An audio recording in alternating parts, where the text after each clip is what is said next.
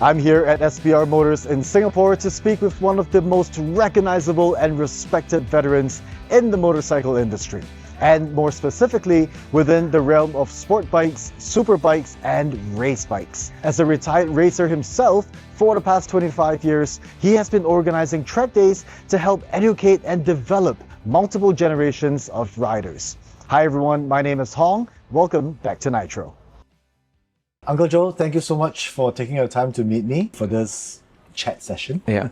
I know from our many conversations that you have been a motorcycle enthusiast since your very early years. Can you share the story behind how it started, what got you into riding motorcycles, and what ultimately led you to start SBR Motors? My first bike ride was when I was 15 in a kampong, in a village, on a Yamaha 80 two-stroke. And I was doing two things, aiming to be a national footballer. I was crazy about football. But motorcycling is so exciting, and then my neighbors were all like hell riders, So one day they said, come riding with us. I said, but I got no license. They said, never mind, no need license, you still can ride. But I was scared because my dad was a policeman, so I said, no. I wait till I'm 16, then I'll get my license. So 16 years old, I didn't get my license, but I started, riding other people's bike, no money to buy bike. The thing was, when I enlisted for my national service, my camp eventually was in Sungai Gedong, Lim Chu Kang, far from home. And I told my dad, you don't need to send me to camp. Let me buy a bike and I will ride back to camp. So he agreed, So I bought my first bike, which was a Suzuki TS250 off-road, because of the tank training area, from Lim Chu Kang into Sungai Gedong camp is mud roads. So the bike was ideal. But then I found out that I love bikes more than football. It was more exciting. And where the camp was, there was a huge area. I think it's called Area D. And this is the tank training area. There's a circuit kind of going uphill and then downhill, and I rode there a lot on my bike. Were you allowed to, or? It was an army training area. I was the tank commander then. So, I know days when there was no training, I would go and ride. Like Saturday, everybody checks out 12 o'clock or 1 o'clock, go back home. I'll go and do 1 hour riding before I go home. So I learned real quick. So within less than a year, I ended up racing, going to Orchard Road, looking at races and joining the races on my 250. But the bike got stolen in my house. Yeah, it was stolen. Those days, a lot of theft cases. I lost my bike. So I bought a bigger bike. I bought a Honda CB 550, I think it was. Yeah, 1977, I think it was. And I regretted because the bike was too slow. I went riding and I got blown away by all the Audi 350s and all that. So, but, in the army, my money was limited. Then I joined the airline. I joined Singapore Airlines in 1978. Then I had a proper salary. So when I bought a Suzuki GS 750, at that time that was the GS 750, the Honda CB 750 and the Kawasaki Z900 were the top bikes. I went straight into motorcycling seriously because I wanted to race, And then I got to know the people who are racing, the Hell Riding Group, which was in Newton Circus. There was few very fast riders, and I joined them. It says, don't race 750. So I sold a 750, I bought a RD 250. So that was a sort of weapon of choice, 250 RD, 350 or a 125. Then I started racing. My first race in Batu Tiga was 1978. And I never stopped going to the track until today. When I was in the airlines, of course, traveling to different countries, people needed full-face helmet because full-face helmet was banned in Singapore those days. And I was the one bringing helmets back to my fellow racers. Yeah, hand carry, two from Hong Kong. If I go Osaka, I get to know a lot of bike shops around the region. I think by the third or fourth year, 80, 81, 82, it came to the idea that I could do a business, since I'm flying, salary wasn't so high, my hobby was taking up all my money, spending all on bikes. So you're still with the airlines at this? Yeah, I was still in the airline. So 1984, I asked the airline if I could register a business, and they said okay. So 84, I started sporting motorcycles. And on one of my trips to Los Angeles, Tokyo, LA, I remember, I saw a guy wearing a Yoshimura jacket. The big red logo Yoshimura, can't miss. I went to talk to him, and he worked in Yoshimura. So he invited me to visit Yoshimura. Yoshimura was in LA, in a place called Chino, 2 hours out of LA. So when I got in, I called him. He says, "Yeah, come over to the factory." So I took a bus, a Greyhound bus. Wow, that was scary. Anyway, I reached Yoshimura, saw the factory, and they straight away said, "Hey, you can start selling our exhaust." So 1984, I started Yoshimura business in Singapore. And by 85, 86, because Suzuki was the top bike in those days, I saw so much exhaust in Singapore. Like Suzuki brought in, this is true, Suzuki brought in 80 JSX-R 750, and I sold 79 exhausts. So almost every JSX-R 750 had a Yoshimura exhaust. So of course, I made quite a lot of money out of all this sideline business, and my bikes became bigger and faster and more modifications. All my bikes were not stock standard in those days. I spent so much modifying, improving. In 1988, a captain on my flight reading a motorcycle magazine. And those days, we buy stacks and stacks of Cycle World, motorcyclists, all magazines and videotapes of Duke. I think it was called Duke Marketing, Duke Racing videos. I had tons of it. Thousands of magazines and hundreds of videos. So this captain was reading a motorcycle magazine. "Hey, you ride a bike?" He said, yeah. He rides a ZX11, I ride a JSX-R11. And he said, "By the way, have you heard of Olin's?" I said, "Yeah." I said, "I'm going there." We were on a flight to Copenhagen. So he says, when I get to Copenhagen, we got 4 days in Copenhagen. There was only 2 flights a week there. So we get to slay over till the next flight, right? He says, "I'm going to go to Sweden, to Olin's. You want to come along?" So yeah, of course. So we took a flight from Copenhagen to Stockholm, rented a car, drove to the Olin's factory, which was very near to the airport. That's where I started doing Olin's. I bought one rear shock for my JSX-R. She bought a rear shock for his X11. Then I started contacting Olin's. So in 1988, I became Olin's distributor, all the way until 2008. Basically, I sold sporting motorcycles away. Right. In 2000, from 2001 to 2005 was the peak of the Olin's business. I sold a lot of shocks, front forks, and I picked up K&N filters. I had 7 brands of exhaust systems in those days. I was like the man selling exhaust pipe. You had Yoshimura, had Vance and High, had Mazzi, had eventually started going to Europe to get exhaust systems. So, Leuvins, Akrapovic, all this was introduced to Singapore by me. And it's because of the airlines, I get to travel and meet people face to face. A lot easier to get business done.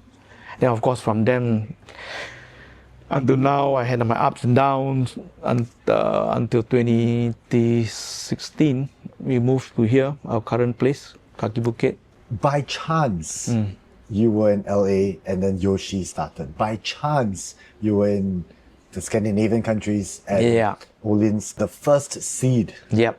The first connection. Yes. Was by chance. Yeah. That's such an amazing story. Because I was always open and looking. Going to so many countries with a job, I don't have to pay anything. I started to go to motor shows. I started to go to the Milan shows, the German Cologne, US. I went to Indianapolis show. So I guess we can thank Singapore Airlines for A lot, yeah. I flew for almost 18 years. I had to quit because my second child was born, when Donna was born. So 95 I quit, and I went back to work for Ducati for a short stint. And those were the days where we did a lot of racing. We did a lot of track days. The track days has always been with me since 2001 because I never stopped racing or riding on the track after I stopped being competitive. I still go to the track with my customers, basically. Yeah. Nowadays we see more and more EVs. Yeah. Cars and bikes, electric scooters. Yeah. I'm gonna potentially offend you by saying this, but you come from a more old school point of view. Yeah. And what is your opinion on EV motorcycles specifically, not so much the cars, but what's your opinion on electric bikes and scooters? And I've never ridden an electric bike or bicycle, but I've seen it in action. I've seen a friend ride an off-road electric bike in Perth, and you open the throttle, you see the sky. The thing is wheel standing straight away. I mean, the power, the instant power is amazing. Of course, I think this is the future. Not in the next 2-3 years, but I think 5 years. Personally, I need the sound. I need a vibration, I need the sound. Because without that, I think there will be something missing. If you listen to a true race bike, or like now the MotoGP, when they bang down the gears, it's an amazing, as a biker, it's an amazing sound. Like, bang, bang, bang, bow. The RPM is so high, engine almost exploding. But they do it lap after lap. And that is also part of the excitement. Changing gears, using the right gears, before the turn, in the turn, after the turn. All the stuff that makes it more exciting it will be gone. Electrics, wow, I can't imagine, what's happening here. Today, 2026, what is Uncle Joe's favorite motorcycle? I have many favorite bikes. There's no one bike that is my favorite.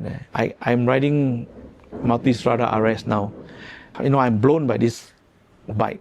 Like the things it does by just pressing a couple of buttons, changing from an urban mode to a touring mode to a sport mode to a race mode, almost to a different motorcycles. So I'm so amazed that the technology is so high now.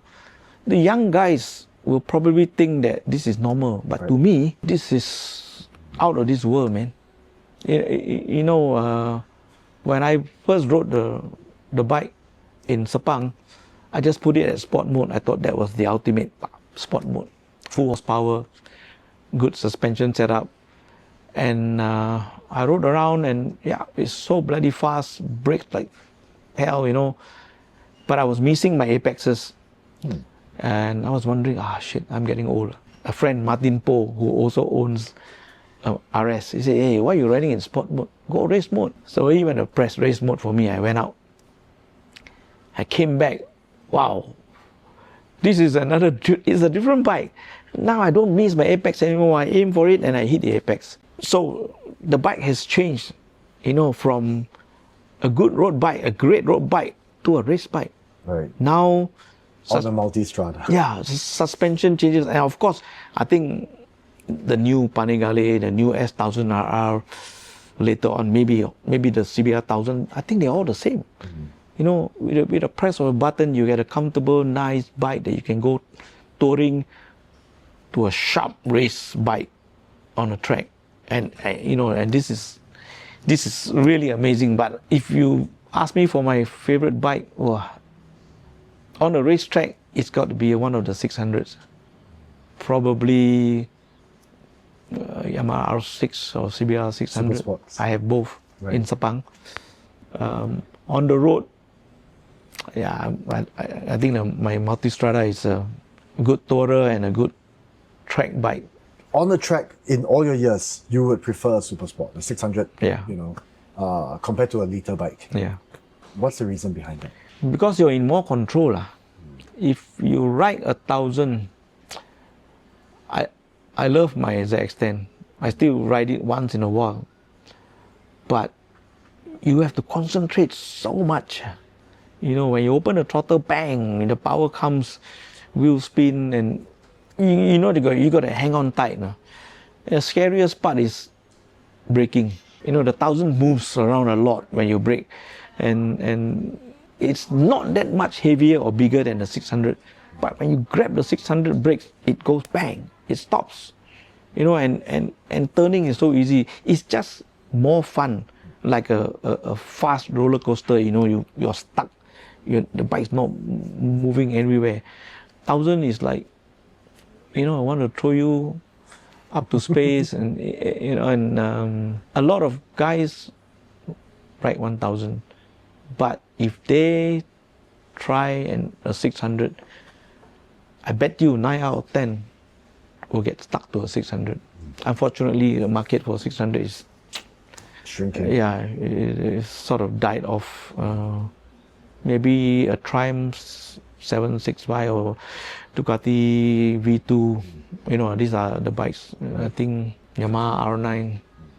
I love to ride R9 to see how it has evolved. Yeah, because it's got wider power band, it's lighter, and I was surprised that it was faster than the R6.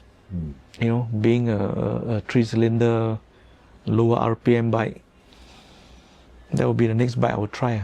Let's move on to SBR Trackdays. Yes, okay. Very special year, 2026. It's the 25th. Yeah, fuck, it's so long.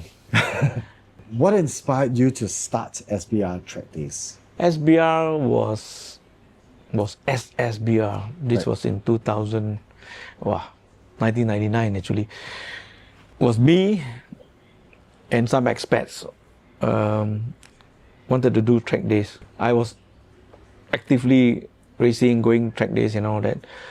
So I built a nice R1. I put it in my showroom. I was in Balestier Road those days. It was still called Sporting Motorcycles.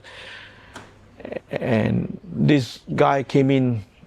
His name was Gareth Williams. He just walked out of Ducati. Was next door to me actually.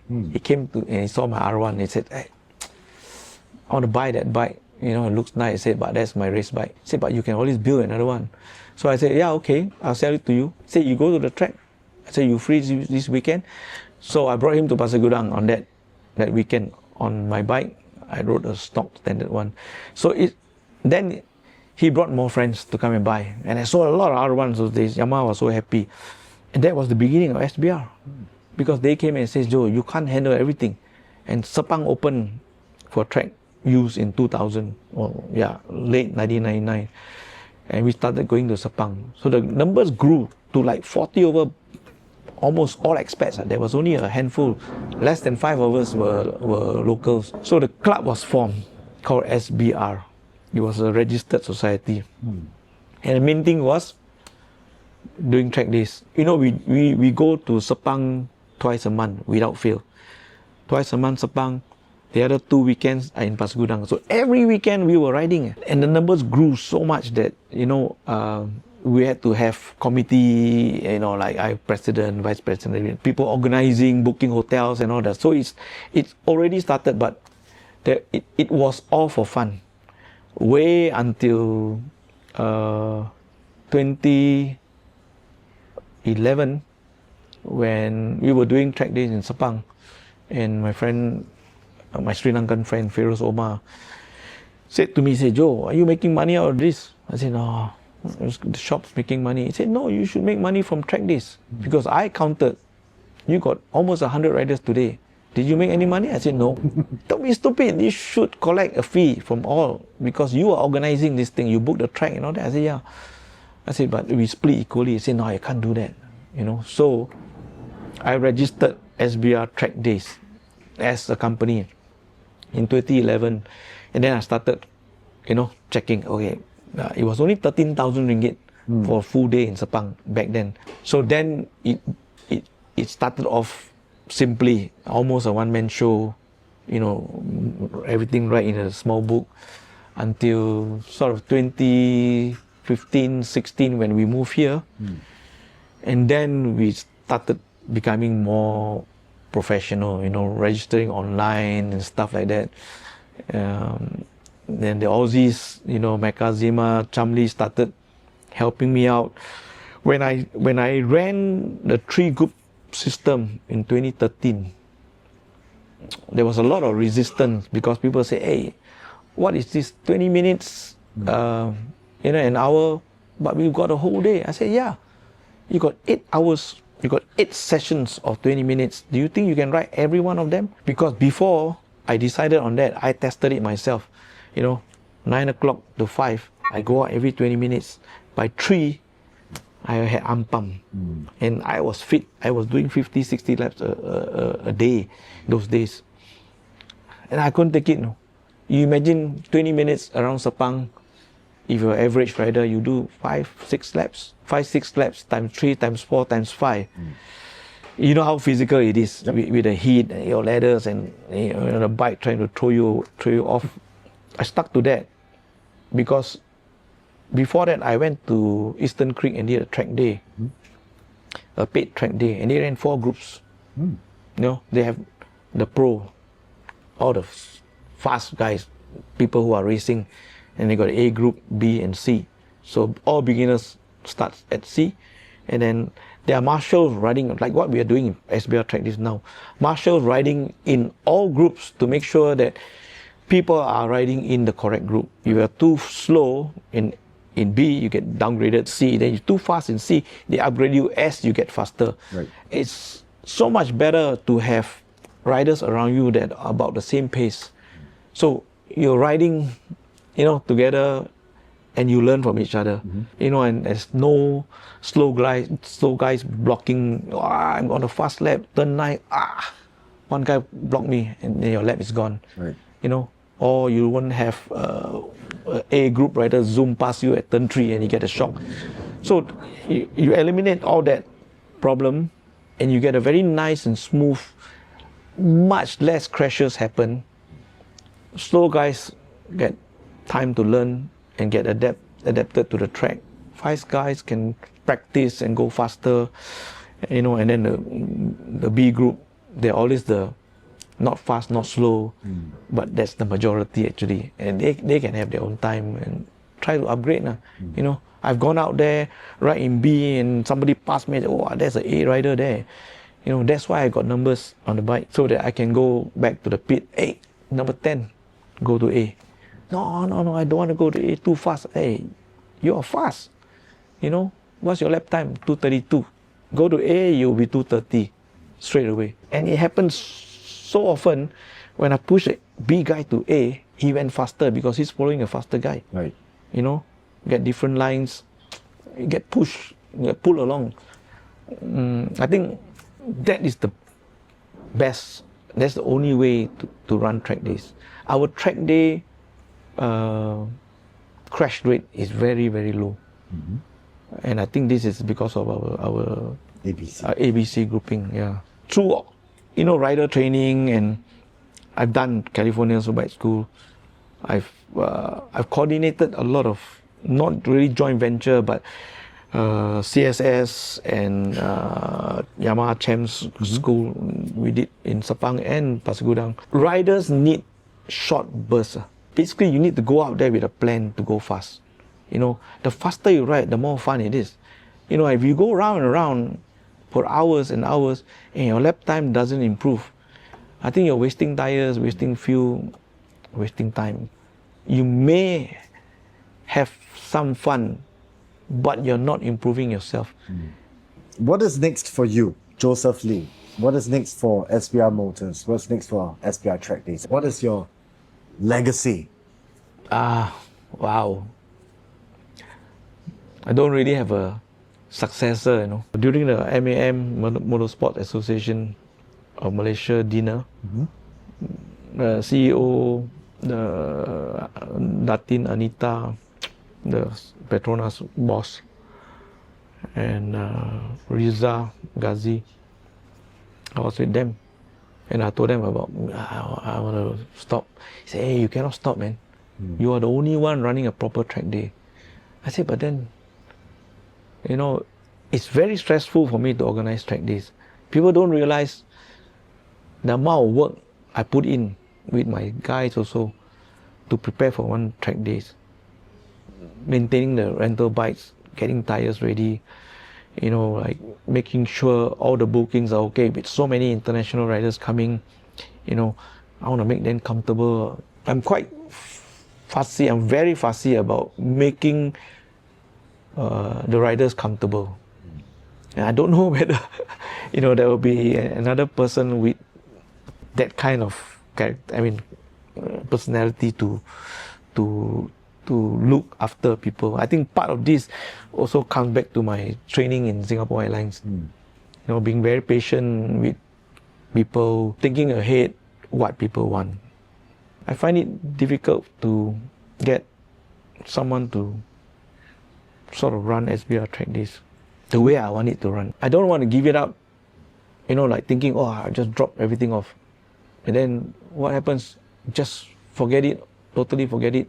I think I would find someone to sort of guide and, you know, get to know the person first and see whether he has the, you know, the qualities to carry on or not.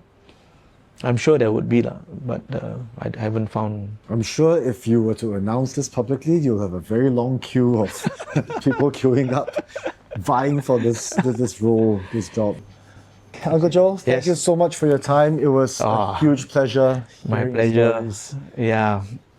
There are lots more to say. I mean, to tell the story is never ending. Well, we'll have a part 2. Yeah.